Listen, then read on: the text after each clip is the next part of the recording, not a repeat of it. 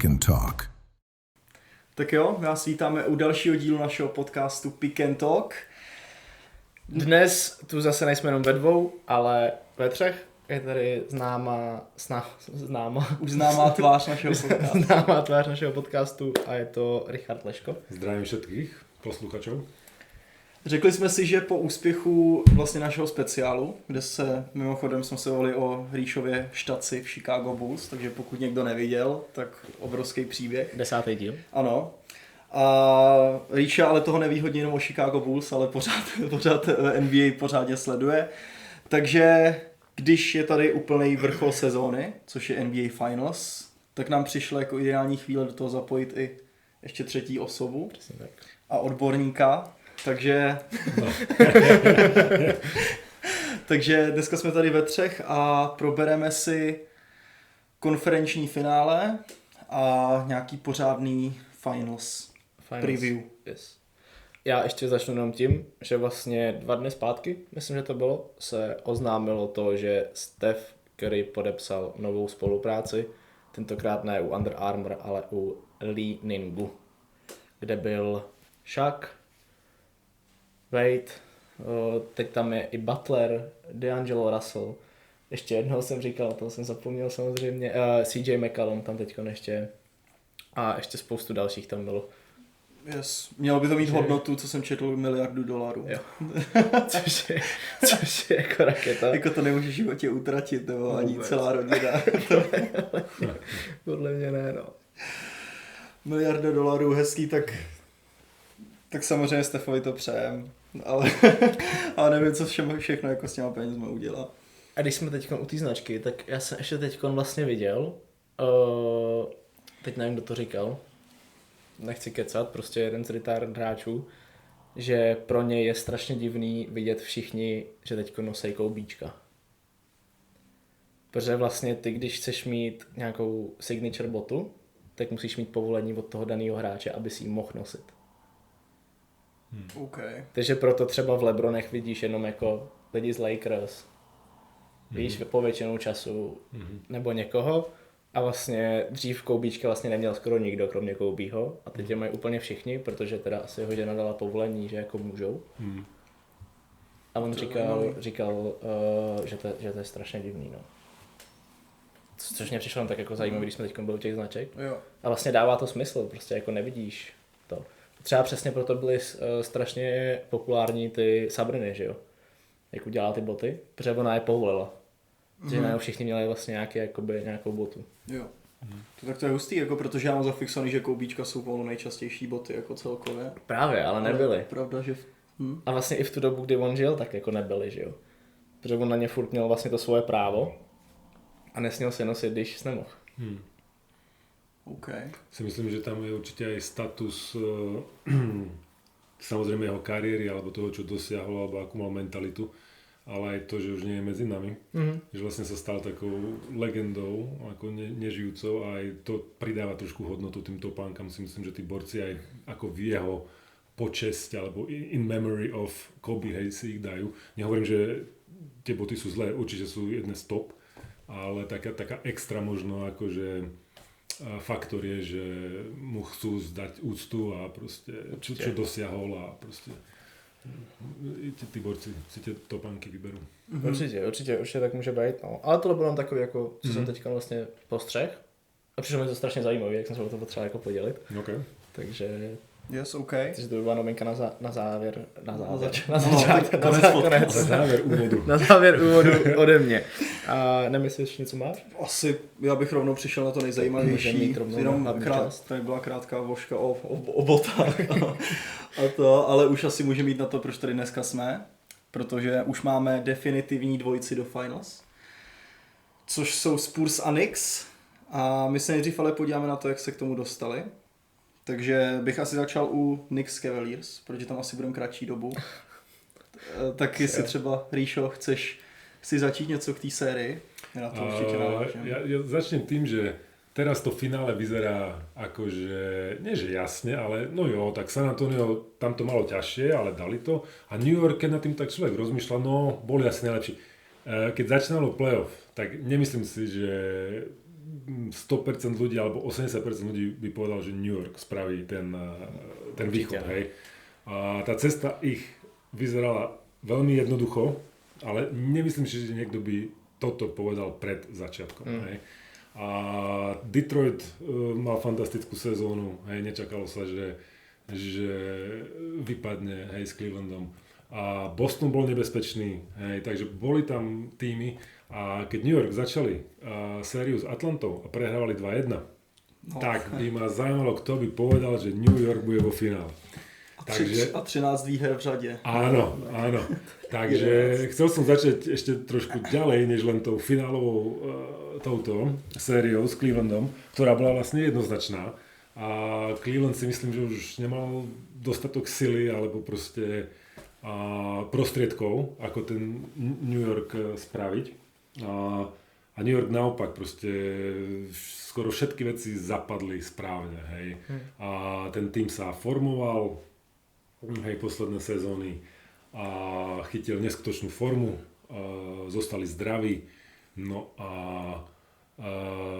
James Harden proste už predsa ten vek, nemyslím si, že ho pustil do proste toho totálneho úspechu, že by ten tým s Donovanom priniesli až do finále alebo nebude k prsteniu. Takže tam bol veľký limit jednej z tých najväčších hviezd vekový a únavový, podľa mňa. A Mitchell na všetko nestačil. No a New York vlastne si to pekne rozložil nejakú minulú sezónu, hej, keď vlastne tých hráčov strašne preťažil hlavných a vlastne si to odkontroloval. Takže za mňa takýto pohľad. Přesně, já klidně jako navážu, protože jak jsi říkal o tom, že před sezónou to nikdo nečekal, tak já jsem byl ten, co favorizoval New York jako výherce celého východu v základní části minimálně. Prostě suverénně jsem jim věřil jako nejlepší tým na východě. A jak ta sezóna postupně šla, tak jako u mě v nějakým tom power rankingu padal. A takže v moment, kdy já jsem jim začal věřit jako nejmíň vlastně, tak udělali tady to, že došli do finále. A je to za mě úplně jiný tým. Po tom příchodu Mikea Browna jako kouče, tak to začátku vypadalo, že se tam toho vlastně nic moc jako nestalo. A jestli to vyhození Thibodeau třeba nebyla chyba, nebo že vlastně se ukázalo, že to nebyla ta slabina. Ale teďka je to úplně jiný tým. Oni fakt hrajou jak vyměněný a jako to je za mě super story, protože v té základní části jako zároveň bylo oprávněný jim tolik už nevěřit, protože tam nevypadali vůbec dobře, ale řekněme od přelomu roku, tak si myslím, že od toho ledna najednou úplně jiný tým a jsou tam zaslouženě. Tak 2 sweepy po sobě, to je jako šílený. 11 výher. Vlastně nezažili, co jsem jako tak četl, tak už by to tak vycházelo, že pomalu 2 měsíce nezažili porážku. Měsíc a půl. Je to šílenost, no. A jak jsme byli u toho Hardena, tak určitě souhlasím s tebou, jakože ten věk tam hrál tu roli, ale zase se musím otočit to, co jsme tady řešili my už jako předtím. Že vlastně kdykoliv Harden byl jako v playoff, tak to prostě Game 7, tak to nevypadalo nikdy vlastně dobře. Což se zažilo teďkon ještě sérii předtím, to že byl jo?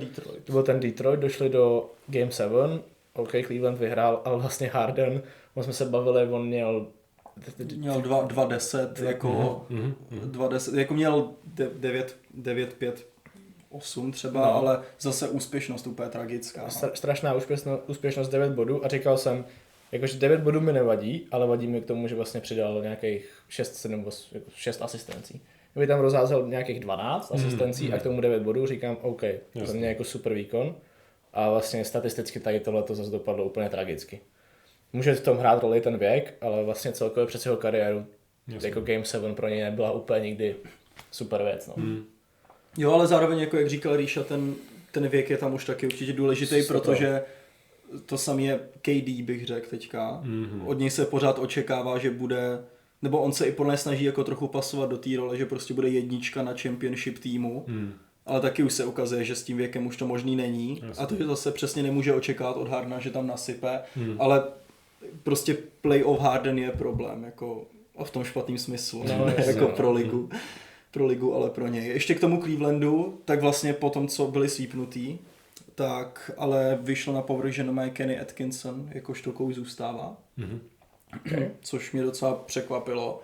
Ne jako, že bych ho jako nerespektoval nebo neměl hrát, ale čekal jsem jako, že po sweepu a i po té první hře, kdy vlastně vedli o 20 bodů a nakonec to, vedli o 20 bodů 8 minut do konce. Ano. A to se podepsalo úplně na celý té sérii. Určitě. Jakože když takhle do té série vstoupíš, tak udělat jako tlustou čáru zatím a jít úplně do nový série podle mě extrémně těžký. A takže to se na nich podepsalo a Kenny Atkinson teda zůstává i do příští sezóny. No. Máme ještě něco k New York Cavaliers? Asi ne. Asi ne. Zajímavější to bude na západě. Tam asi budeme trošku díl. Tak trošku jsme tomu věnovali, ale tady asi vlastně není moc co, tak pojďme na západ. Ríšo, chceš to zase otevřít? Môžem. A niekto hovorí, že to bolo predčasné finále. A uvidíme, ako to bude s tým New Yorkom ako v tom naozajstnom finále, lebo myslím, že New York má čo ponúknuť, ale k tomu sa dostaneme neskôr. A takže a jeden aj druhý tým dokázali v tom dvojzápase u supera jedenkrát uspieť, čo bolo hrozne dôležité pre tú sériu. San Antonio vyhralo prvý zápas, prekvapilo vlastne to OKCčko doma. Wembyho famózny výkon tam mal 40 plus, 20 plus. To ty dvě prodloužení. Jo. A potom OKCčko si to odkontrolovalo, išlo na 1-1. Prečo to hovorím? Keby OKC dalo obidva zápasy doma na 2-0 a San Antonio by sa dostalo pod obrovský tlak, sú perfektní, mám ich rád sa na nich pozerám, ale sú mladí. A keby jeden z tých domácich potom prehrali, a išlo by sa za 3-1 do OKCčka, tak mohlo to vyzerať inak. Takže preto spomeniem hneď ten prvý zápas, ktorý bol podľa mňa kľúčový pre sériu. San Antonio si dokonca dokázalo, že môže hrať, dokáže proste s nimi aj vyhrať proste nielen zápas, ale strašne vstúpil sebavedomie. Takže potom to už bola preťahovačka. Každý zápas, vlastne sa tam menil víťaz, myslím, že San Antonio vyhral posledné 2 samozrejme, ale inak to bolo ono. A je strašne veľa faktorov, samozrejme, prečo to skončilo 4-3 pre San Antonio. Zo pár nevýrazných výkonov od hráčov OKCčka, od ktorých sa asi očakávalo trošku viac. Spomeniem Holmgrena, ktorý vlastne na tej pozícii centra, alebo tak Wemby je listed as forward, ale proste pod košom Hartenstein s Holmgrenom, oni sa nemôžu vyrovnať Wembymu, ale bolo otázne, ako sa trošku zneutralizujú, keď viete, čo myslím, v tom matchupe ich dvoch proti Wembymu, aký to bude rozdiel. A si myslím, že keby tam bol ten menší rozdiel, tak tá séria možno by sa preklopila na stranu OKCčka, lebo Shea robil čo mohol, tam sa mu asi nedá veľa vyčítať a San Antonio obvod tých mladých borcov robil svoje. A ja si myslím, že proste Hartenstein s Holmgrenom nezahrali tú rolu, ktorú mali, alebo nepridali dačo extra. A myslím si, že tá séria, nie iba v tomto bode, ale toto je jeden z bodov, prečo tá séria neskončila, dajme tomu 4-2 pre OKCčko. Spomeniem Game 7, Holmgren 4 body, 3 doskoky, to je pre hráča, ktorý bude mať nejaký maximálny kontrakt už budúcu sezónu. Myslím, že 40 milionů na rok příští sezónu. Tak to je špatné. Je to málo, no. To je málo, tak možno len takýto úvod. A ještě, jak jsi říkal, 4 body, ale zároveň on snad vystřelil i 3krát. Za ten zápas 4 pokusy. Naprosto vymazaný. 4 šestky, ako človek, ktorý vlastne určite by sa mal dostať na free throw line aspoň 10 krát za zápas, ako s jeho statusom a s jeho nejakým akože basketbalovým IQ. Takže úplný bust. No a hovorím, asi by som tak na takých 55% dával pred sériou OKCčko, že to dá, že proste už to zvládli rok predtým, už vedia ako vyhrať titul. San Antonio sa stále ešte učí, myslím si, že všetkých prekvapili, alebo možno prekvapili je silné slovo, ale dávali sme im možno ešte rok, 2, kým to ovládnu, ale spôsobom ako hrajú a ich vek, tak je to až trošku strašidelné. Je otázka, či samozrejme management udrží tým. Priznám sa, že teraz neviem kontrakty, kedy končia toto, ale toto môže byť nová dynastia typu Golden State, že oni kľudne tým, že ako sú mladí a dynamickí a ako hrajú a majú Wembyho, samozrejme, to nezabúdajme, že on je vlastne totálne ako základný stavebný kameň, tak to môže byť akože dynastia, hej? Kľudne zo pár sezón, alebo v 6 sezónach, že to vyhrajú 4-krát alebo 3-krát, hej. A už prišlo to teraz, ako aspoň ten postup do finále, hovorím, uvidíme ten New York, ale to OKCčko, ja som myslel, že ešte tento rok to zvládne, a tak som myslel, že už budúci možno to San Antonio, ale máme to tu a San Antonio to prostě zvládne. S těma kontraktama, já si myslím, jestli se nepletu, takže určitě Wemby, Harper a Castle by tam teď konečně měli zůstávat. Okay. Nevím, jak to je s Foxem. Tam si teď upřímně nejsem jistý, jak on ten kontrakt má. Aha. Fox taky nevím, ale za mě je to jako hráč, co je jako první i na odstřel, i jako, že se to nabízí. Určitě. Za prvý kvůli věku, jakoby, ne, že by byl starý, ale tady z té jakoby hlavní čtyřky, když to řeknu takhle, je asi jako nejstarší. Yeah. Ale zároveň tam přivádí i nějaké ty zkušenosti, které oni ještě nemají. V tuhle chvíli, jak je to složený, tak za mě super. A musím neskutečně jako shoutout Harperovi. To je jako to, co on předvádí, za mě šílenost. A co se týče té série, tak strašně se mi líbilo vlastně Game 7 s tím, jak k tomu Wemby vlastně přistoupil. Já nevím, jestli to jako viděli nebo ne to, ale on prostě, když přišel do haly, tak on přišel v tom shaolinským tam přišli i ty oblečení, prostě přišel tam s tím mniši, víš, jakože úplně korálky kolem sebe všude locked in a vlastně říkali všichni, že vlastně on se před zápasem s nikým nebavil. Že on prostě jako byl a jenom vizualizace té hry a vlastně bral to jako, to popisoval, chci říct jako dvojitou pomstu, ale on trošku to. Za MVPčko Shaovi a za ten 2020 prostě rivalitu s Chatem, co měli na draftu. Na draftu, na mistrovství. Už na World, na World Cupu junior 21. 21 nebo U19, okay. Myslím U21, měli World Cup a finále právě Amerika, Francie. Střetli se tam tady ty dva, Amerika to sebrala a on prostě od té doby to je jako ta rivalita. Jasně. Že typově, jakoby tělem, jsou na tom dost podobně. Wemby je teda vyšší o něco určitě, ale prostě je to vysoký, hubený borec. No. Jo. Ale zároveň jako mi to přijde, jako že to už vůbec jako není rivalita, co se týče jako výkonu, takhle, nebo kvality toho hráče, to už absolutně není rivalita, jakože Wemby je už úplně jinde, ale právě jsem chtěl jako mluvit o té jako mental toughness těch Spurs a toho Wembanyamy, že on se dokáže vyhecovat jako úplně brutálně, protože to nikoho, nebo takhle je to hustý, ty jeho statistiky a zároveň se to jako od něj očekává, že bude mít takhle nabombený stat sheet, ale je hustý, jak on fakt do toho jde přesně ready, teďka jsi tady mluvil o té přípravě, že jako to se málo vidí v tady té lize. Takovýhle dedication a fakt nasazení, obzvlášť přesně, když to vezmeš, jako že tam ještě má pomstu za MVPčko a za ten World Cup. Si to nakusol, alebo presne takúto dedication vidíme u tých najväčších. The greatness, tak proste bavíme sa o tých najväčších menách a nemusím ich tu vymenovať. Títo hráči dokázali obetovať úplne všetko a je pozoruhodné, že Wemby už v tomto veku sa správa veľmi dospelo, veľmi ako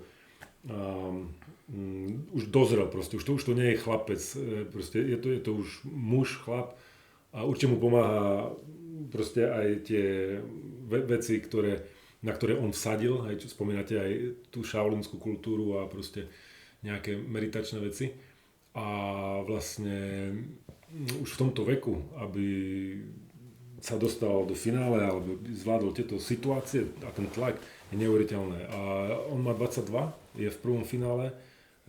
Jordan bol v prvom finále 28 ročný, myslím, alebo 27, aby som nekecal, LeBron James 26 ročný. Takže to je to ako lídri, hej, teraz nebudem sa o nejakom hráčovi z lavičky, hej, že nejaký 19-ročný borec bol vo finále už v histórii, hej, ale nehral žiadnu rolu. Ale akože, aby totálna hviezda, líder už v tomto veku dotiahol tým do finále, tak klobúk dole. Jo, jednoznačně. Jakože ještě bych, jakoby, ještě jednu informaci, vlastně jakože mně přijde i na tom americkým trhu nebo ty média, tak oni ho hrozně jako i obdivujou toho Wembyho, což je takový taky nevídaný. Mně přijde, že Amerika samozřejmě půjde po Američanech a hledají tu story, aby měli prostě domácího hrdinu. Ano.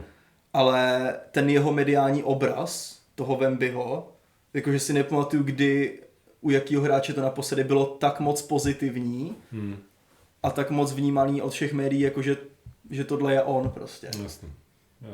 A to mi přijde fakt zajímavý, no. Ještě jsem se teda chtěl dostat k OKC, kde vlastně je nutný říct, že jim chyběli 2 dost klíčoví hráči. Čímž nechci jakkoliv znevažovat prostě to, co Spurs dokázali. Bylo to důležité, určitě. Ale chyběl jim samozřejmě Jalen Williams, což vlastně byla 2 championship týmu z minulého roku, podle mě i jako letos.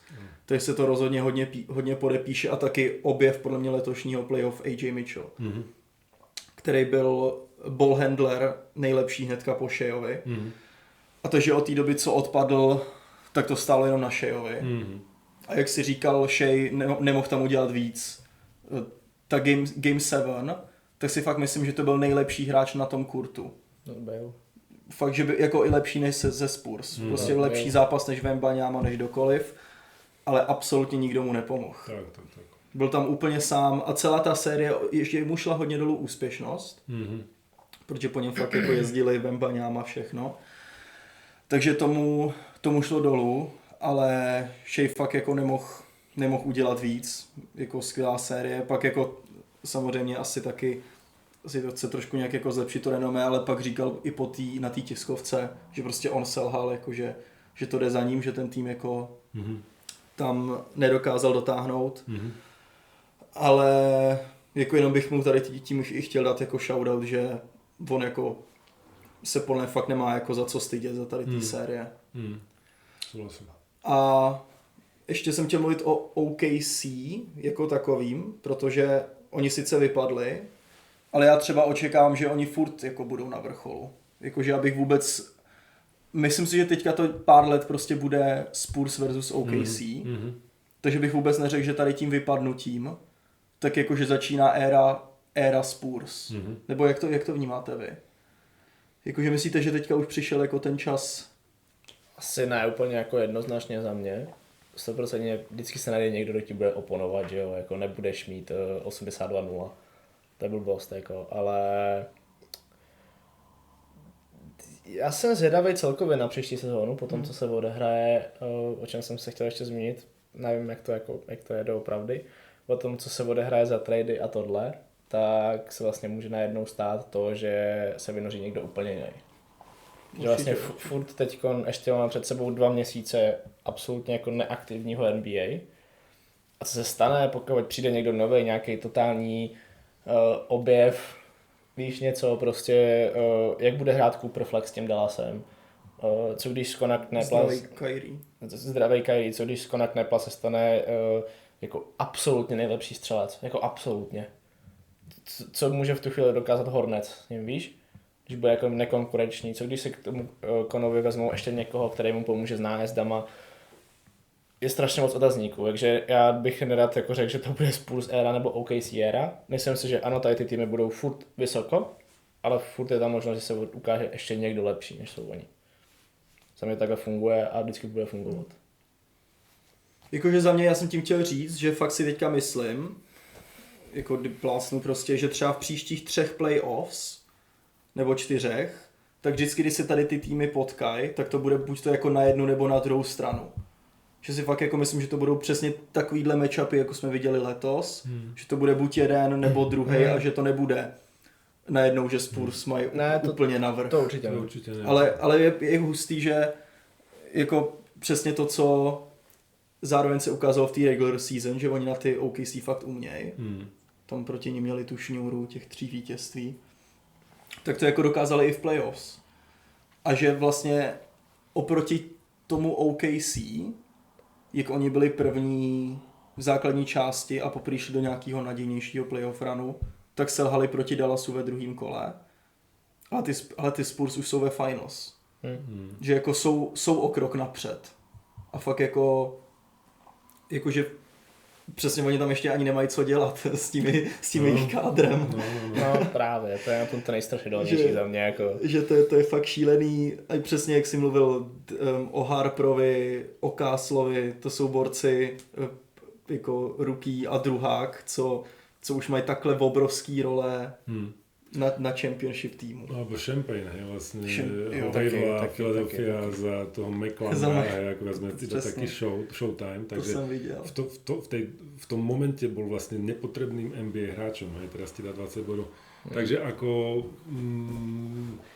si myslím, že dalo by sa polemizovať alebo uvažovať nad tou tvojou prvotnou otázkou hlbšie, keby sme tu mali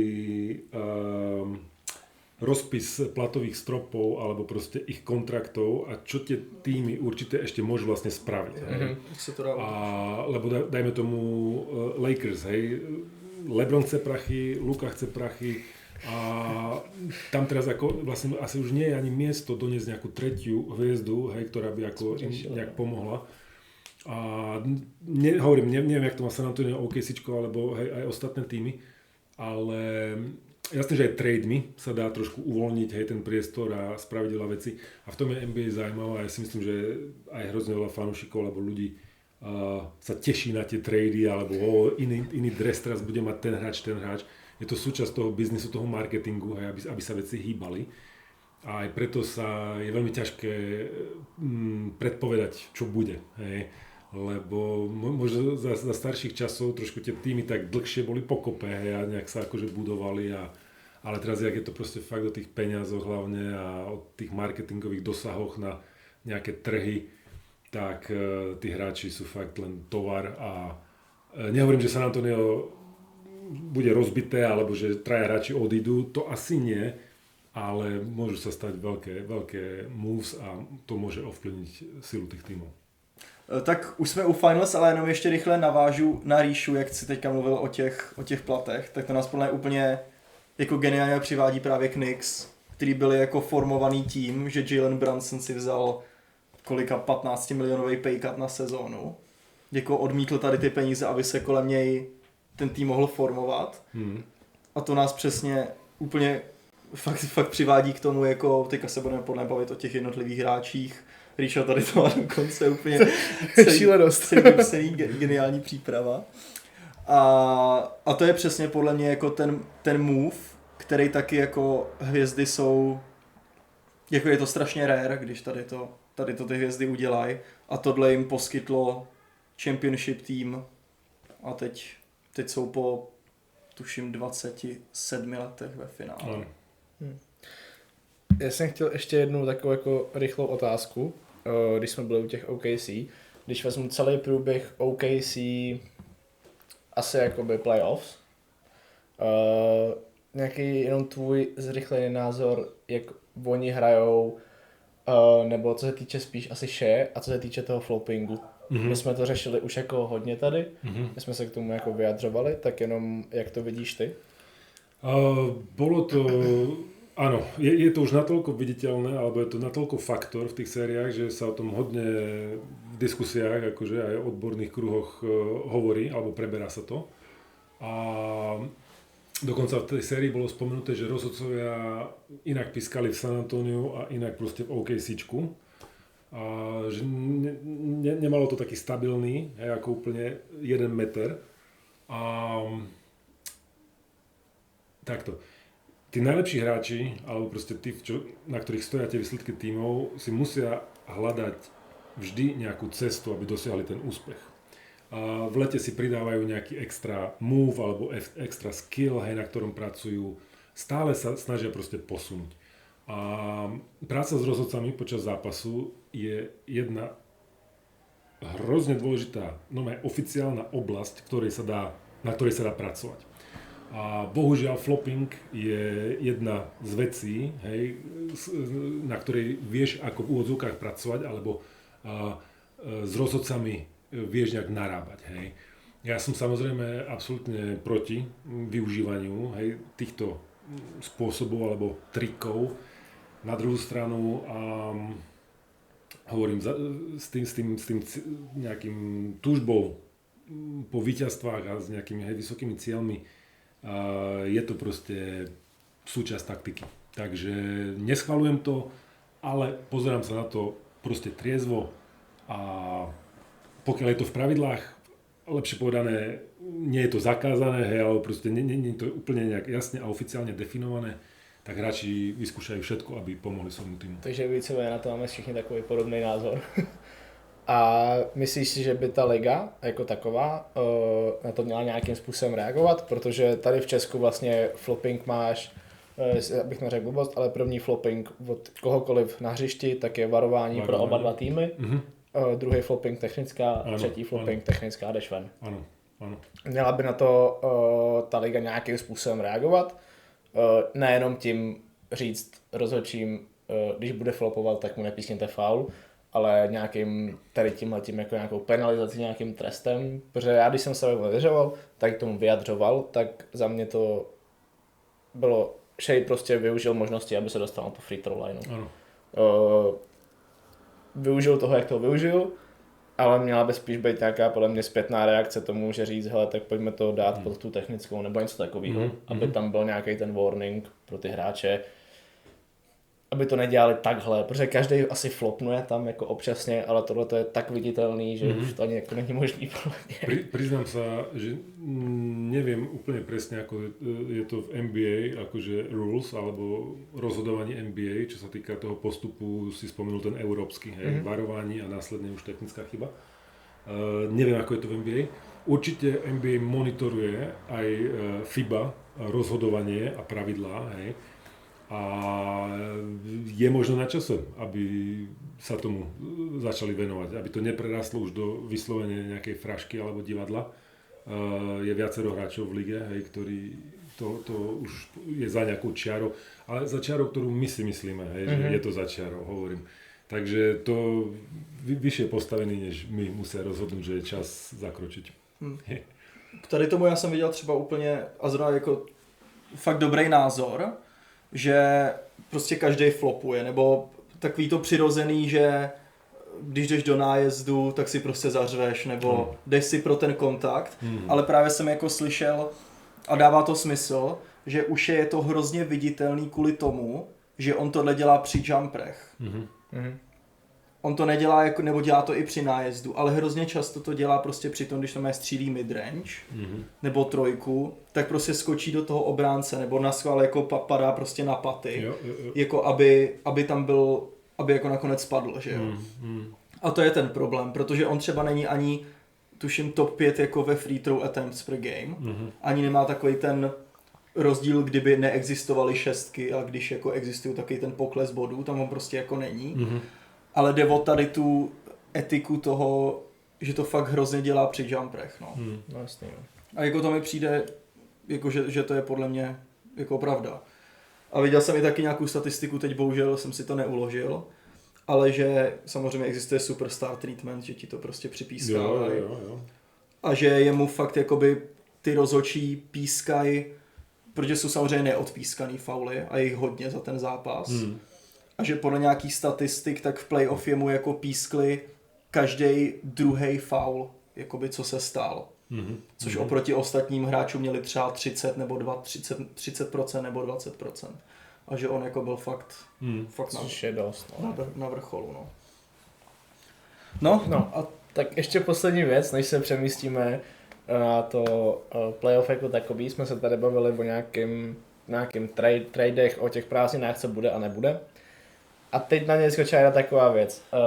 Že to není s Giannisem. Je. Já to potřebuji říct, protože nevím, jestli to je postprodukční chyba, což asi je, ale bylo to strašně vtipný. Já nevím, jestli víš, o co jde, Ríšo, nebo ne? Přiznám se, že ne. Ty víš? A já jsem to chtěl strašně jako zmínit. Vlastně teď se hraje Champions League fotbal. Giannis tam byl, mluvil do mikrofonu a pod ním vyskočil samozřejmě jméno Giannis Antetokounmpo, kolonka pod ním Boston Celtics. Postprodukční chyba. To nevíš? Ne, to jsem neviděl vůbec. Postprodukční, já si myslím, že víš? Ne. Postprodukční chyba, nejspíš, ale takhle to vypadalo. Takže teď je to 2 dny, 3 dny starý. Wow, okay. Takže teď se jako strašně spekuluje, jestli to byla postprodukční chyba. To fakt bylo ve vysílání, jako i video, jak mu to tam vyskočí. Ano, prostě má ve vysílání na fotbale, když on má nějaký rozhovor. Protože Janis je známý tím, že se hodně zajímá jako o fotbal jako takovej, má nějaký vlastnictví nějakého klubu, jestli se nepletu, nějaký procenta. A tohle tam prostě pod ním vyskočilo. A strašně se teď spekuluje o tom, jestli vlastně on bude fakt Boston Celtic, anebo to byla jenom fakt totální postprodukční chyba, že si spletli zelený dres se zeleným dresem. Ale přišlo mi to jako zajímavý, že bych to tady mohl jako nakousnout. Protože tohleto to jsem vůbec neviděl. Je třeba jeden z těch tradeů, kdyby se stal, a nevím, za co by ho vyměnili toho Janise, ale v tu chvíli je představa, že máš Browna, Janise a Tatuma. Je dost strašidelná zase.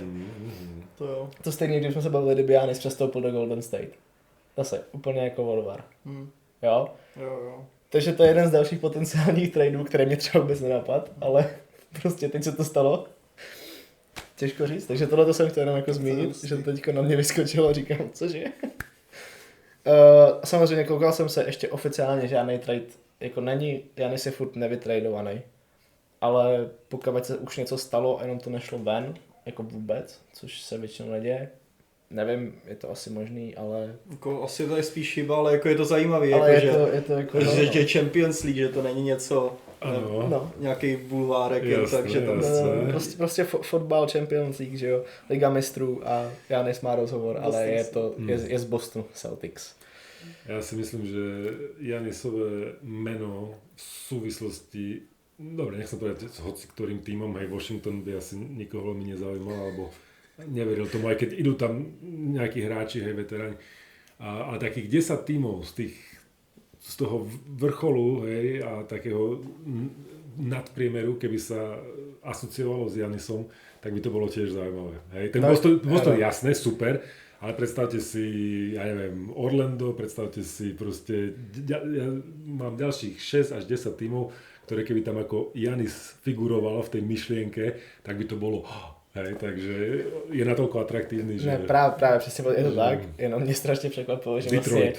Vlastně taky je byl hustej, určitě. Jenom mě prostě překvapilo, že na soutěži jako Champions League, která je prostě vysílaná po celém světě, kouká na to strašně lidí a najednou tam vyskočí tohle, jakože chyba. Ale jasný. co bych třeba za týden tady bude Giannis přestup do Boston Celtics, jako víš? Je to možné. Je to možný, takže... Jako my už o Giannisovi jsme měli podle 2 díly, jenom o tom, kam půjde a takhle nic se nestalo. Takže jako je to hustý, no. Ale asi kapitolu Giannis, kam půjde, pojďme uzavřít. Pro dnešek určitě. No, to už bylo hodně. A pojďme na to, proč tady dneska jsme. To je tady ten papír. Ano. A je to finále Knicks versus Spurs, o jejíž cestě jsme se teďka bavili. Tak, Ríšo, chceš to zase nějak otevřít? Môžem. Spomínal som, že viacero ľudí alebo odborníkov označilo Spurs OKC ako predčasné finále a ja si myslím, že táto séria proti New Yorku bude kvalitná a nemyslím si, že skončí 4-0 alebo 4-1. A aj keď samozrejme, hej, New York vyhrá 2 zápasy v San Antoniu a hej, tu naše úvahy možno, hej, budú smiešné. Podľa mňa to bude 4-2-4-3 a New York bude plnohodnotným ako partnerom v tej sérii. Sú oddychnutí, sú skúsení a si myslím, že ten čas bol veľmi dôležitý pre nich, ktorí získali tým sweepom posledným a hrali o 4 zápasy menej v tom playoff, a čo San Antonio až tak nevadí, keďže sú mladší. A San Antonio má 6 hráčov z tej takej hlavnej 7-člennej rotácii pod vekom 26 rokov. Hej, tam sa bavíme o hráčoch 22, 20, 24 a New York je starší, ale bude oddychnutý a má skúsenosti, takže keby som mal ako niečo tu predpovedať, ja som normálne na 50-50 a keby som už musel, tak 55 San Antonio, 45 New York.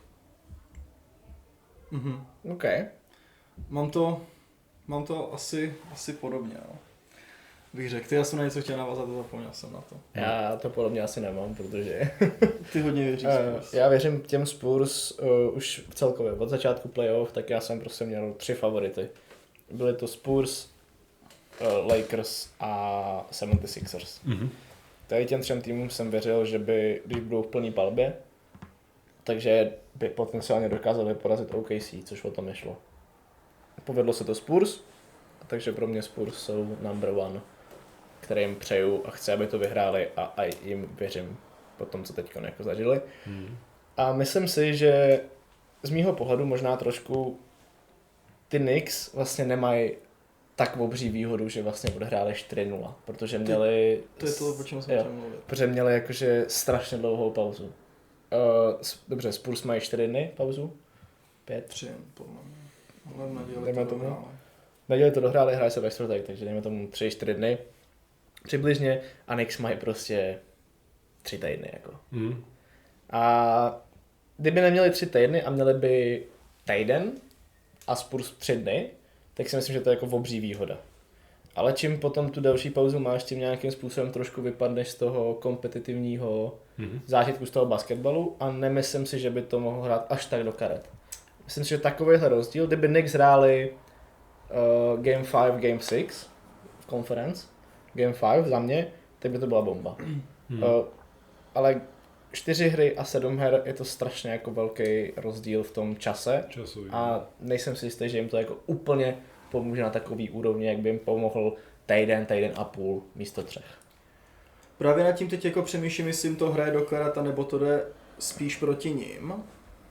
Protože přesně vypadnou z rytmu, zároveň ale budou odpočatý a tady podle mě hrozně důležitý faktor je, jak dlouhá ta série bude. Protože věřím tomu, že na začátek série to bude víc sedět Spurs, protože jsou rozehraný. Ale jakmile by se třeba šlo do Game 6, Game 7, tak si myslím, že jako na tom budou líp ty Knicks. Protože prostě mají v playoff prostě o 5 zápasů míň. Jako. S tím ještě s tím, jak jsou jako starší, tak to si fakt myslím, že kdyby oni to protáhli, takže tam se to fakt začne ukazovat, už si myslím. I třeba s tím, jakože Wemby zůstává zdravý a vůbec rozhodně tady nechci jako nic kólovat, ale on hrál v základní části 28 minut na zápas a teď hraje jako 40. Což pokud bude další hodně náročná série, kde bude hrát 40 minut na zápas, ještě tam budou prostě overtimey různě takhle, tak si myslím, že by se to zase jako na tom výsledku mohlo podepsat. A skočím ti do reči, dá sa na to pozrieť aj takto, ale aj na druhú stranu sa dá pozrieť na ten Game 6 a 7 potenciálny, že New York môže byť unavenejší tým vekom. Hej, že teraz sú oddychnutí, hej, a máš úplnú pravdu s tým, že budú řezaví trošku, hej, tie prvé 2 zápasy, ale potom ono, jak tie zápasy pôjdu jeden za druhým, tak môže ten faktor akože vek tiež vyskočiť, že už Jalen proste už nebude mať nohy v Game 7, hej, alebo proste aj Cat, hej, je vlastne cez 30 rokov, Hart 31 rokov, proti tým 22-ročným borcom, hej, ako keď hráš v 2 týždňoch 7 zápasov, to môže byť faktor, hej, takže ono môže to ísť aj tou stranou a bude to zaujímavé, ale pokračuj.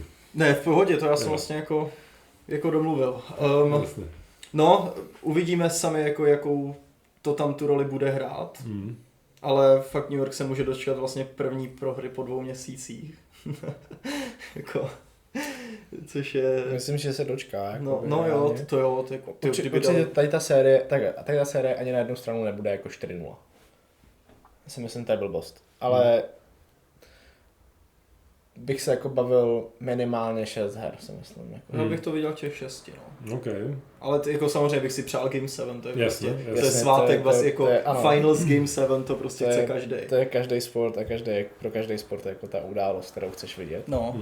Ale myslím si, že jako v 6 to bude. 4 jsou málo, 5 podle mě ještě taky. No. A každopádně mě i zajímá matchup, co se týče jako na Wembyho.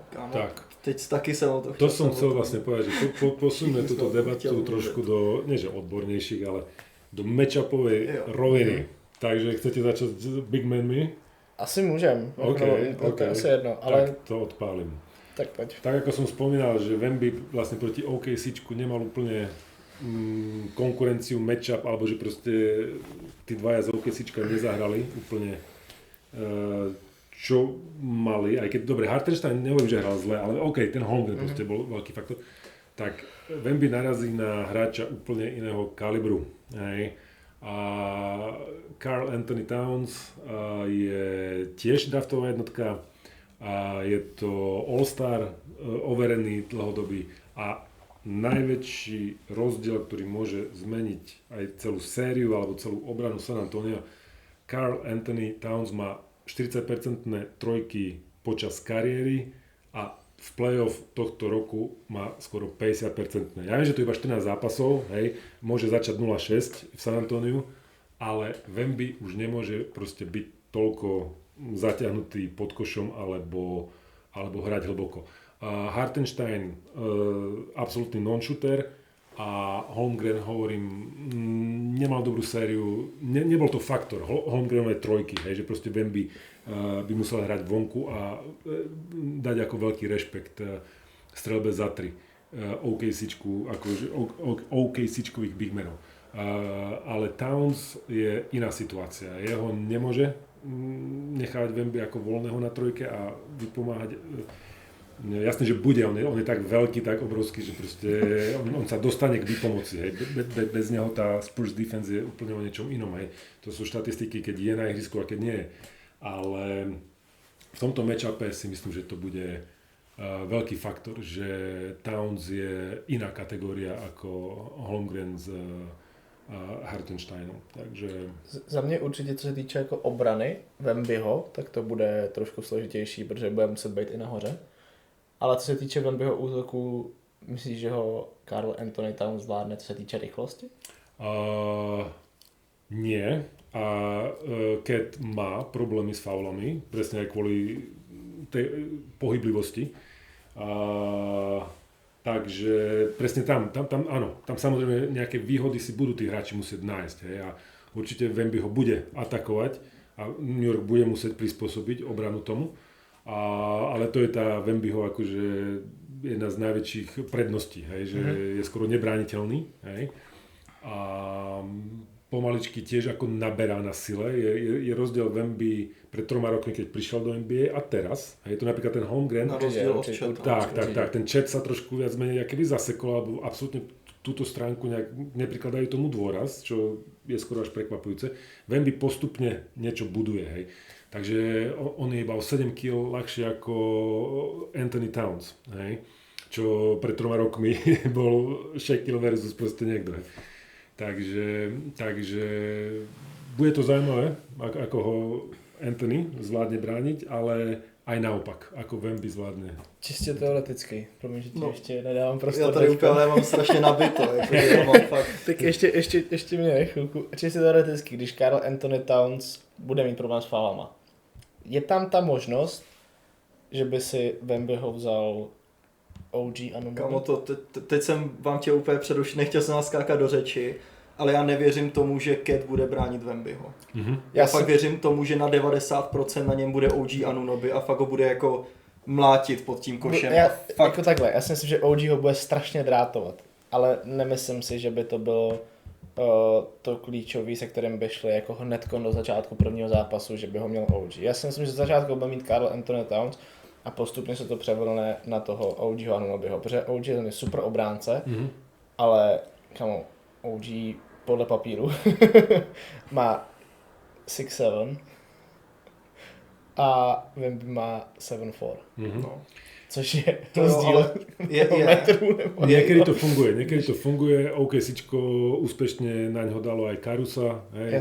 A aj počas sezóny sme videli strašne veľa snách tých superov Wembyho nejak zastaviť. Hej. Či už cez menších hráčov, či už cez zákerných hráčov.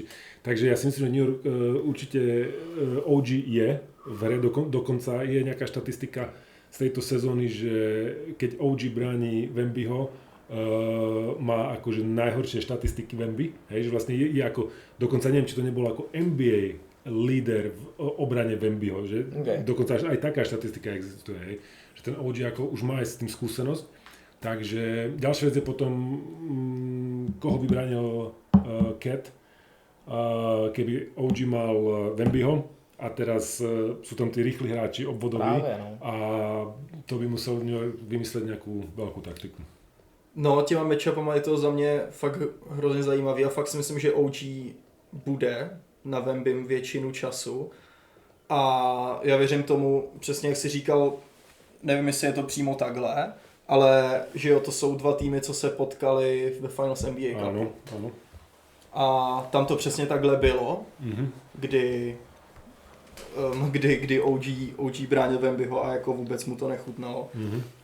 A že Anunoby za mě je jeden fakt z mála hráčů, co dokážou bránit všech 5 pozic.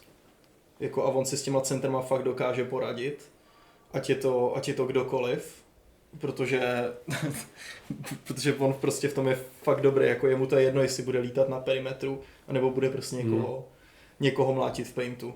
Takže já věřím, že fakt si myslím, jako, že pro Wembyho to bude, myslím si, že fakt jako matchupově to bude mnohem nepříjemnější série, než byla v OKC. A to samý za mě platí, ale pro Jalena Brunsona. Že si myslím, protože Cleveland prostě nejsou to zrovna elitní obránci, ale jako na něm tam ty mladí borci se budou strašně střídat. A normálně jsem slyšel, z začátku jsem si řekl, že to absolutně nedává smysl a furt mi to přijde úplně jako šílený, ale že na Cata by mohl jít Stephen Castle ho bránit. Fakt, protože Stephen Castle je silovej. A ze začátku já jsem to slyšel, protože jsem reagoval a furt jako tak reaguju, protože je to šílený, že by PGčko bránilo centra. Ale fakt je tady ta možnost, protože Towns je dobrý, ale on nedokáže využít té svý síly. A on by toho Castle by ho nehrál v postu. Fakt jako čistě na sílu, že by každou possession to prostě do něj rval. To by prostě Cat nedělal. A on by přesně mohl zastat to, že by Wemby nemusel vycházet z toho paintu a stál by tam prostě jako ten vypomáhající a na každý blok. Protože New York ho bude chtít vytáhnout jednoznačně. To fakt budou chtít. A tohle by mohl zastat ten Castle. Ale pak je zas otázka, co kdyby, jako když se tak nadře v té obraně Castle, tak jak by to vypadalo v útoku. Protože podle mě je to druhá opce, podle mě druhá opce není Fox. Myslím si, že je to Castle. Takže pak je otázka ten útok. Ale matchupově to je fakt jako strašně zajímavá série. Určite. Iba k tomu Jalenovi, lebo to je asi taký druhý najzaujímavejší, ako matchup riešime 5, 4 pozíciu a potom jednotku. A bude to mať strašne ťažké v tejto sérii, lebo Castle je dynamickejší, rýchlejší a v neposlednom rade väčší. Jalen Brunson je malý. Keď sa bavíme, že San Antonio má ten obvod hráčov, ktorí sú o 6 cm 7 vyšší, to je 15 cm rozpätie rúk väčšie a váhovo sú tiež plus nejaké kilá, hej. Dokonca aj nejaké už seriózne 10 a viac kilo. Takže Jalen, on je napríklad jeden z tých hráčov, ktorý 100% keby tá séria išla do 7 zápasov, tak bude trpieť v tom 6. a 7. Hej, ako v obrane špeciálne. Hej. A v útoku je natoľko dobrý, je to proste super hviezda ligy. V útoku si podľa mňa nájde tie svoje pozície, ale v obrane bude Jalen mať trošku problémy, si myslím. A teraz možno preskočím do inej témy, a to už je akože štýl hry alebo taktika, ale súvisí to s Jalenom. Keď San Antonio využije tú svoju rýchlosť, hej, a proste rýchle protiútoky, tak budú proste, ako jak by som to povedal, nie že nezastaviteľný, ale New York bude mať veľký problém, ako zastavovať tie protiútoky, si myslím, špeciálne v tých zápasoch 6-7, keby k tomu došlo. No, takže pokračujeme v matchupech. Kdo teda bude bránit Jalena Brunsona? Asi Fox, ne, za mě. Fox, jo. To já si myslím, já tam vidím Harpera. Harper, asi jo, asi Harper. Aj Castle kludne. Ale áno, asi jeden z těch menších. Spurs určitě. Myslím si, že... Fox na Bridges je za mě asi. Ne? Jo. Takhle bych to přesně viděl. A myslím si, že na obou stranách, nebo takhle, myslím si, že Spurs budou chtít na perimetru útočit do Jalena Brunsona. A to samý platí pro Knicks na Foxe. Myslím si, že jako to budou ty perimetrový targety, přes který to budou chtít rvát. Jo, to jsou určitě najslabší obrany v týme, takže... A přesně jako Fox schovaný trošku na Bridgese, protože Bridges jako zlepšil se teďka, už to není tak jako na začátku, ale tak je to asi nějaká až 4. option nebo něco takového. Takže tam se schová dobře, ale fakt si myslím, že je dost možný, že pokaždý, co Brunson dostane míč, tak si udělá nějakou akci, aby to šlo do Foxa. No. Je to možné. Myslím si, že tá séria sa bude určite nejak vyvíjať, hej, že ako samozrejme budú mať nejaký taktický plán, ale je možné, že ho budú proste po každom zápase trošku upravovať, meniť, hej, že to bude 100%, to bude žijúci organizmus, hej, takže aj my, čo si tu teraz myslíme, tak po prvom zápase možno už tie veci budú úplne inak, hej, takže toto je fakt len taký hrubý odhad. A ďalší faktor, lebo samozrejme dá sa to až na desiatky, hej, akože roztiahnuť, ale ešte jeden z takých, podľa mňa takých top 5-6 faktorov budú nie hráči z tej základnej rotácie, tých 7-8 hráčov, na ktorých to celé stojí, ale tí hráči od 8 do 11, dajme tomu, hej.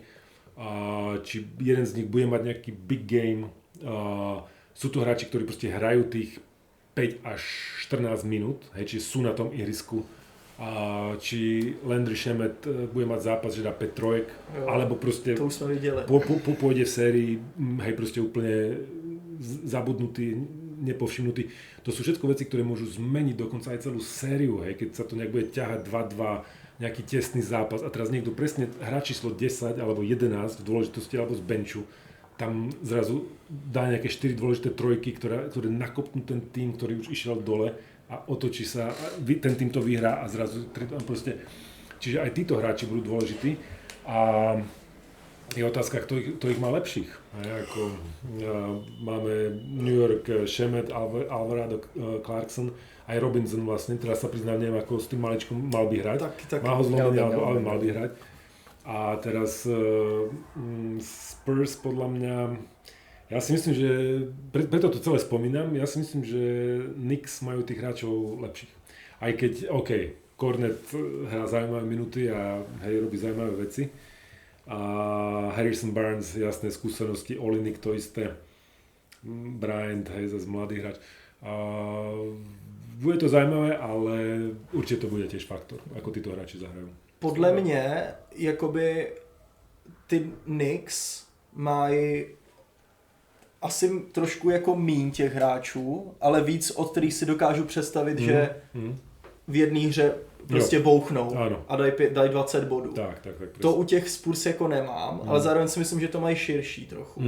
A třeba přesně, tady jsme se bavili o základní sestavě, ale Luke Kornet v minulý sérii, když tam měl ten chase down block, který byl hustý, tak tam neměl moc roli.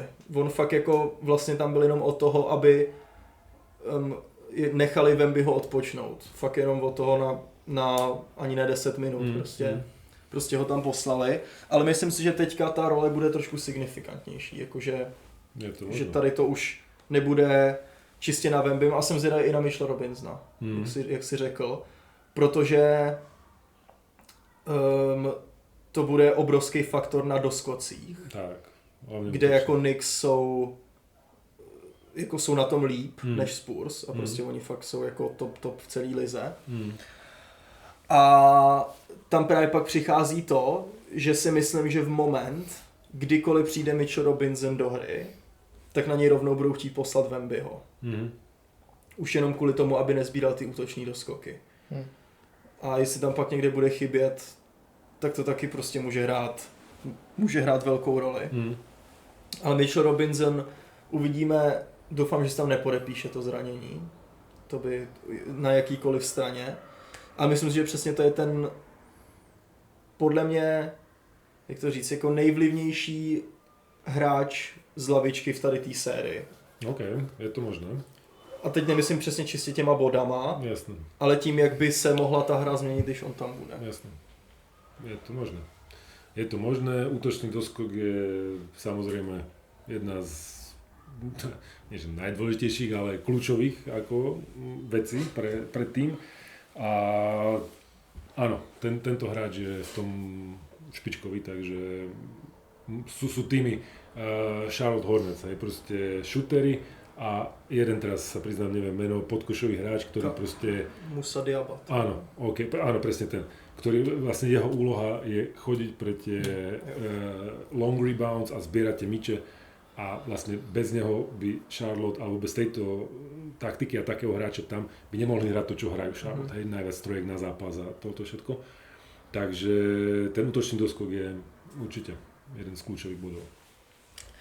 No a asi se blíží čas na predikce a na nějaký... Určitě. Ještě jedna otázka na tebe, Ríšo. Ty jsi playoff jako takový, nechci říct NBA, tak jsi ale jako už určitě prožil jako hráč. Mm-hmm. Prožil jsi i finals, jestli se nepletu, jako hráč? Ano. Tak spíš jenom z tvýho pohledu, když jsi to hrál, co to pro tebe znamenalo a jak ty ses v tom jakoby, jak cítil, když jsi byl v tom týmu, který jde do finále, který si jde pro tu výhru, pro ten championship té dané soutěže. Mm-hmm. Ono samozrejme asi by aj záležalo od úrovne súťaže, od roli, ktorú hráš a viacero faktorov. Bol som vo finále Slovenskej ligy, ktoré sa nám aj podarilo s Košicami vyhrať. Bol som starter, bol som, dajme tomu, dôležitá, hej, súčasť aj štatisticky toho týmu. A hral strana 4. Pozícia 4, áno. My sme, tá naša séria finálová bol sweep. 4-0 proti Interu. Mm. A klinickú smrť sme prežili v semifinále, kde sme prehrávali 2-1, hralo sa na 3 víťazné, prehrávali sme 2-1 so Spišskou a išli sme hrať k ním. Okay. U nich je šalená atmosféra a proste... Čiže dá sa povedať, že náš najstresujúcejší alebo najviac under pressure moment prišiel v zápase 4 v semifinále. To finále potom paradoxne nám prišlo jednoduchšie. Mm-hmm. Hej. Preto hovorím, že to hrozne záleží od daných sérií, superov a všetko. No isté je, že v play-off môžeš zabudnúť na to, čo bolo predtým. Môžeš zabudnúť aj na tú sériu, čo bola predtým. Hej, proste. A musíš proste si udržať ten level sebavedomia a nastavenie, že cieľ je titul. Hej. Takže je to dobrá otázka, lebo veľmi záleží nastavenie San Antonia a New Yorku. Jasné, že chcú vyhrať, to je jednoduché povedať, ale vekovo New York, hej, alebo ešte bude veľa šancí na to finále. To San Antonio predsa, hej, trošku sú mladší, ešte asi prídu tieto šance a budú kvôli tomu New York hladnejší než San Antonio, alebo San Antonio si to proste spraví úplne ako stroj, ako vyzerali v tom Game 7 OKC, ako nepoznali tlak, hej, to bolo skoro neuveriteľné, ako mladí hráči vysporiadali s takýmto zápasom na palubovke úradujúceho Champions, hej, tam vyzerali proste ako veteráni, to bolo neuveriteľné. Takže aj toto je určite faktor toho finále, kto bude ešte hladnejší. Wemby, hovorím, už v tomto veku vyzerá ako líder, ako človek, ktorý je na úrovni tých legend, hej, ako, a ich prístupu k veciam. Je dobrý aj do týmu, do podpory spoluhráčov a proste musíš pracovať aj so spoluhráčmi, ako keď si tá hlavná hviezda. Hej. A on to už robí teraz v tomto veku. Takže uvidíme, bude to zaujímavé. No a chtěl jsem se zeptat, ty jsi tam, tak byl jsi tam asi jako hlavní hvězda v tom týmu? Jedna z dvoch, áno. A tak jaký je tlak třeba na tu hlavní hvězdu? Jako třeba šel si do každého zápasu, samozřejmě to není správně, ale šel jsi tam třeba, že musíš prostě mít takovýhle statistiky minimálně, abys nesklamal. Áno, a to je zase obrovský rozdiel. Keď sa bavíme o tom NBA Finals, hej, tak tam sú borci ochotní zľavniť z nejakých svojich, či už platových týchto požiadavkov. Aj body. Hej. My keď sa pozrieme na San Antonio, tak tam traja hráči, ktorých oni draftovali úplne v mladom veku, išli rok po roku skoro až na 20 bodov a teraz v tomto rane sú ochotní dávať o 7 menej. Hej. Proste už prijali rolu, že teraz dobre, San Antonio vyhralo neviem koľko, 22 zápasov, hej, v tú sezónu, keď oni dávali 20 a teraz dávajú 13, OK, ale sú vo finále. Takže, ale to je NBA. Slovenská liga, alebo ten môj, tá polsezóna v nej, to nazvime nižšie poschodia profesionálneho basketbalu, kde samozrejme ten titul chceš, ale áno, sleduješ si aj svoje štatistiky a svoj next step. Hej. Takže teraz sa nechcem vrácať k tomu poslednému podcastu, ale ja som okrem titulu, áno, proste sledoval aj svoje výkony, alebo proste už rozmýšľal nad ďalším krokom, takže tlak som si nepripúšťal, lebo ja som mal nastavenú ako hlavu tak, že som na zlom mieste. Nepatrím do slovenskej ligy. Hej, takže ja som to mal ako takú challenge alebo takú ako výzvu sám seba a taký hnev dokázať, že mám na oveľa viac. A to mňa napríklad poháňalo ako taká extra motivation, okrem toho, že vyhrať titul, aj super medaila, nejaké uznanie chvíľkové, ale ja som sa chcel dostať vyššie a vyššie. Okay. Takže to mňa, akože to zo mňa možno aj nejaký tlak akože dávalo dole a skôr ako taká chuť niečo dokázať prevládala. Hej. Čo u týchto borcov, oni sa už vyššie nemôžu úplne dostať. Hej. Ako tá rotácia Spurs, ako nemyslím si, že Kessler alebo Harper chcú ísť do, ja neviem, Lakers alebo do Filadelfie a dávať 26 bodov, že to je ich cieľ, hej, a mať dvojnásobný kontrakt. Určite tí mladí hráči chcú väčšie prachy, to je jasné, potrebujú si ešte zarobiť, ale oni podriadia úplne všetko tomu tímovému úspechu a nebudú hľadiť na svoje štatistiky, si myslím. Okay. A ještě taková to, byl jsi zrovna v Americe v tu chvíli, když playoff probíhaly? Ano. A nějaký jako pohled z pohledu toho fanouška nebo člověka, co tam teď žije, jak se tam jako prožívá, protože nejsem si jistý, jestli Chicago zrovna v tu chvíli asi úplně nebylo vysoko postavený, nevím. Chicago. To byl rok před tím. Derrickom Roseom. Hakimom Noahom a Derrickom Roseom, že jo? A Chicago, keď som s nimi trénoval ja, to leto, tak tú sezónu sa dostali do konferenčného finále z Miami Heat. Aha, tak jsem mimo, dobré. A vyradil ich LeBron, hej, s Dwaynom. OK. Takže Chicago bolo horúce. Ideální. A bolo v tomto, bolo v playoff. A tak počkej, koho tam v chvíli byl? Byl tam Ben Wallace? Bol tam Ben Wallace, najlepší strelec bol Ben Gordon, hej, 20 plus bodov. A Kirk Heinrich, taký beloch na rozohrávke, Luol Deng, okay. a potom zo pár veteránov ešte pod košom. Oni to mali tak vyskladané proste, že hrali veľmi tímovo a tá sezóna im vyšla. Hej. Určite sa nepredpokladalo, že oni sa dostanú až tak vysoko. Jasný. Ale zjavne vtedy to stačilo. Na East Conference to aj vtedy bola slabšia, hej, ako než West. A záleží aj od trhu. A to sme inak nespomenuli. Vidíš, Matej, máš dobré otázky. New York je, ak nie najväčší, tak top 3 športový market na svete. Hej? A Knicks sú top 3 značka ako fakt. Jasné, že my tu žijeme v Európe a máme futbaly hlavne, hej? Ale Rangers, ani tie newyorské baseballové týmy, ani Jets, myslím, že sú NFL, nedosahujú ako popularity alebo proste toho marketingového potenciálu, čo Knicks. Takže toto bude tiež obrovský faktor, že vlastne ten New York je úplne pobláznený, hej, tá hala bude neskutočné prostredie a zážitok, hej, tam vôbec hrať. Nehovorím, že San Antonio nebude pobláznený, tam to bude tiež úplná divočina, ale San Antonio je 5. najmenší NBA market. Akože finančne, a oni majú na to všelijaké koeficienty a štatistiky. A New York je number one, je väčší než Lakers. Hej. Aj keď sa im nedarilo, čo tiež dokazuje, hej, vlastne Knicks boli posledné dekády vlastne joke, hej, alebo aspoň minimálne posledných 20 rokov. Hej. 17 výher a takéto veci. A stále zostali akože najhodnotnejším marketingovým trhom NBA. Takže bude to mesto bude žiť, to bude neuvěřitelné. Takže i v tu chvíli, když tam ty byl, tak to prostě bylo jako wow pro to Chicago a všichni jako žili tím, že my jsme teď v Conference Finals, takže dejme tomu jsme 4., potažmo 3. nejlepší tým. Amerika miluje športy a tak to v těch mestách aj vyzerá potom. Okay. To byla ještě otázka, ještě jedno jsem podle nějakou měl. No, jakože to není otázka, ale přesně jak jsi říkal jako o tom, tak ono je to často Madison Square Garden, to je považovaný jako meka basketbalu prostě.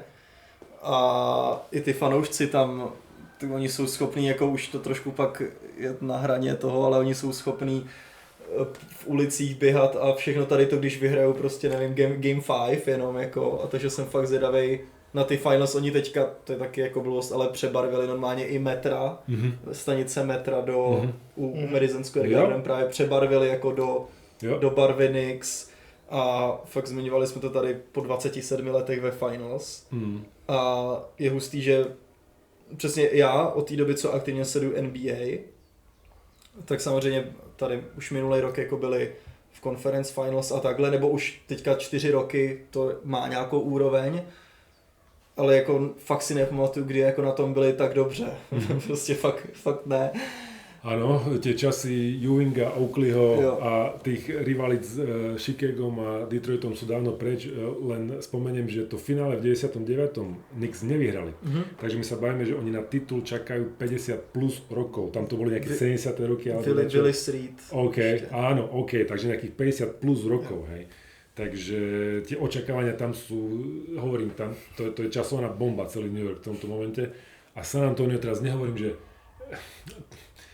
sú menšie tie očakávania, ale oni tie tituly majú a dokonca ani neveľmi dávno, hej, to bola dynastia okolo Tima Duncana, hej, a Tonyho Parkera, hej, takže tam to majú ešte fresh v hlave, tie finálové série aj tituly, takže aj toto je dosť veľký rozdiel, hej, tých dvoch tímov. No. To jsem ještě chtěl zmínit, vlastně tam se bude ve stejný čas pořadat NBA Finals a World Cup ve fotbale. V New Yorku. Takže ty se tam úplně... To se nehneš tam, no. Amerika sama na čo, teda USA sama na čo těšit, co se športu týká. A zase na druhou stranu, jako se týče cestovního ruchu pro New York, tak to bude jako peněžná bomba. Tak ty asi nemají obavy ani normálně. Ale víš, jak to myslím, jako když tam se jdou tady dvě věci. Jasne. Futbal sa tam hrá tiež, aj v New Jersey je nejaký štadión. A lístky, ceny lístkov, pánové. Chcete niečo k tomu povedať? San Antonio. Ja som radšej nekoukal ani čo. V 99. sa dal kúpiť lístok na finále aj za $15. Teraz je najnižšia cena $3,700 v San Antonio. V New Yorku sa bavíme, myslím, že najlacnejšie je 5,5 000 a priemerná cena nejakých 12 alebo 14. A ja si myslím, že je to úplne out of control, crazy. Běžný člověk se tam prostě nedostane. A pritom tá atmosféra je stále úžasná, lebo človek by si povedal, že tam sa dostanú nejaký proste, teraz nechcem povedať, že ako bohatí ľudia sa nevedia baviť, hej, ale že to nie sú tí úplne ako fanúšikovské jadrá, hej, proste tí ľudia z ulice, čo tam spravia najväčší randál, ale aj za tieto ceny lístkov tam tí ľudia prostě vedia vytvoriť tú atmosféru, takže je to biznis. No. A oni to vyprodají. Právě, takže jako zas na druhou stranu si to můžou dovolit, ale je fakt šílený, že běžný člověk se tam prostě v životě nemá šanci jako dostat. No. Asi tak. Ještě mě napadla jedna věc. Zažil si něco, ne jakože NBA Finals, ale něco na podobné úrovni i jako trenér? Ať už to bylo nějaká reprezentace mládežníků, jestli jste byli prostě v nějakém top, nebo jestli hráli o první místo, nebo s nějakou ligu žen trénoval, myslím? Trénoval. Tak jestli něco tam se stalo? Ako tréner áno, možno najvyššie ako zo svetového hľadiska úroveň bola u tých žien v Poľsku. My sme hrali na Galatasaray Istanbul, úžasná atmosféra, aj na ženskom zápase. Hrali sme v Moskve, kde proste ako obrovské prachy boli v baskete ešte za tých čias. Takže dajme tomu, a hral som aj play-off Poľskej ligy, ale neporovnal by som to s nejakými ako veľkými zápasmi. To určite ne. Ale... A potom som väčšinou v mládeži, hej, a aj reprezentáciu, čo som mal, tak tá atmosféra, alebo tie nejaké tam play-off a tlaky neboli až na také úrovni, aby to možno stálo za zmienku. Ale čo by som ešte spomenul ako hráč, som sa dostal v NCAA, ktorá vlastne dlho dozadu skončil ten March Madness a môj tým sa dostal do toho pavúka, alebo do tej 64-ky a hrali sme, neviem, či som to spomínal, aby som teraz nekecal druhýkrát to isté, ale to prvé kolo sme hrali proti Kansas University a u nich, dá sa povedať. Bolo to ako neutrálna gym, ale bolo to u nich tak, čo sa atmosféry týka, tak možno najlepšia, v akej som hral alebo pôsobil. 23 000 ľudí a všetci dresy Kansas a hluk ako na úrovni play-off NBA. Takže toto by som k tomu mohol asi prirovnať. A normálne ako si cítil bolesť v ušiach od hluku. Asi tak, hej. Keď si, ešte v chodbe nie, pod arénou, to si iba počul, ale keď si tam prišiel, alebo počas timeoutu, že proste tak normálne ako v určitých momentoch, ako oni tam dvíhali, hej, tých divákov, aby ešte rejzli decibely, tak to normálne proste cítiš v ušiach, že je to nepríjemné. No, tak se asi můžeme jít na predikce. Jak to dopadne? Bavili jsme se tady o tom před podcastem a vlastně nevím, jako komu to víc přát. Asi mám favorita, ale jakože přesně bavili jsme se tady o tom týmy úplně fakt jako v protipolných jako situacích. Spurs na to budou mít hodně dlouho, ale zase šílený, co jako oni letos předvádějí. A pro Knicks to může být jedinečná příležitost a pak kdo ví, jestli se pak zase nebude čekat, nechci to přivolávat, ale 27 let na další finals. Takže člověk fakt jako neví komu to víc přát a komu vlastně fandit, ale já jsem rád, že jsou tam zrovna tady ty dva týmy, protože to je podle mě jako ta hezčí situace, jako kdy nevíš komu to přát, než že tam máš jeden tým, u kterého bys byl jako naštvaný, když tak řeknu, prostě kdyby vyhrál a ten druhej ne. Takže jako zas to je dobrý, ale tak jak to vidíme? Mate, začni. Ale já se budu prostě držet Spurs v 6. Spurs 4-2. A Finals MVP asi. Carter Bryant. Johnson. Ne, Wemby, že jo, nemůžu jako asi. Jo. A třeba strašně by se mi líbilo, kdyby Finals MVP dostal jako třeba Harper. Víš? Je to jako zajímavý, ale... No, tak tady, to by bylo něco jako to... Tady musím mít do Wembyho prostě, no, jako to. Něco jako Celtics, že jo, s Brownem, no. No, já si myslím, že budu trošku proti, nebo já myslím, že vy oba budete do Spurs asi. Tak idem ja. Nebo... Pôjdem asi zo Spurs. 4-2 znie veľmi rozumne. Vidím tam aj variantu 4-1, ktorú som spomenul, že nemyslím si, že sa stane. A je možné aj 4-3 proste. Je to strašne vyberať. Je strašne povedať čo. Dohodneme sa, že sa bavíme o priebehu, že sa nezraní žiadna z hlavných hviezd. Jasne, počítame tak. Lebo v momente, keby im vypadol Wemby alebo Jalen na druhej strane, tak si myslím, že tie série naberajú úplne iné korektúry. Takže v prípade, že všetci zostanú zdraví, idem zo Spurs a dávam, aby som nedal to isté, lebo asi by som dal 4-2, tak aby sme boli zaujímavejší a dávam 4-1 Spurs. OK. Fú. No, jako... Mám převahu trošku. Ne, jako já taky upřímně jsem jako víc nakloněný k těm Spurs. Fakt bych řekl třeba 60-40. Ale tak někdo tady říct musí. Jasně, někdo těm Knicks fandit musí. Daj Knicks. A jako fakt bych jim to přál. Takže tak ať máme Game 5, Game 6 i Game 7, tak já říkám Game 7 Knicks. Knicks, dobré. Okay. Máme tady všechno. Spravil si to zajímavější. Som rád, že si... Tak uvidíme, jestli někdo z nás třeba budou Spurs 7 nebo sweep nějaký. Jako kdyby byl Knicks. sweep v tu chvíli, tak jsme všichni podle mě jsme dali jako takový ty nejpravděpodobnější, co se můžou stát. No. Ještě Spurs v 7 teoreticky. Jo. Ale myslím si, že jinak to už nebude. No. Nevidím to na Knicks, že by utrhli jako v 6 nebo v 5. Nebo no to já taky ne. To jako v 6 ještě jo, ale takhle, no. Pre basketbal by bolo najlepšie, keby to išlo do Game 7. Jasne. Čo si budeme hovoriť, Přesne. hej, prichádza dlhé leto, nic sa 2 nebude overtimey. diať. Presne, jasne. 4-0 asi nechce nikto. A takže, OK, dúfajme, že to bude 4-3 a nech vyhrá lepší. No, určitě. Tak?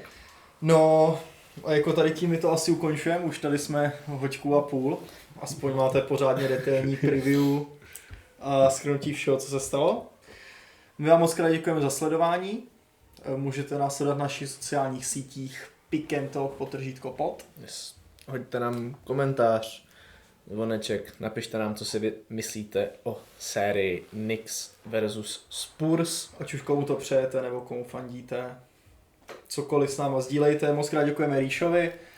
Ďakujem za pozvanie, vždy rád prídem. Určitě se zase někdy uvidíme a něco vymyslíme. Tak. Doufejme, že se vám ozveme za dlouho, aby ta série byla co nejdelší, abychom Přesně. tady neseděli za týden s tím, že tady je sweep. Takže to není nic proti vám, ale doufáme, že se chvilku neuvidíme. A takže to už je od nás všechno. Jestli, Ríšo, ty chceš něco nakonec?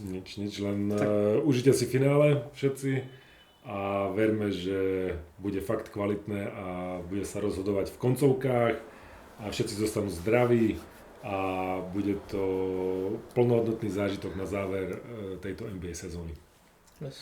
Takže my vám moc krát děkujeme a těšíme se na vás zase příště. Tak, mějte se krásně. Ahoj. Ahoj. Peace out.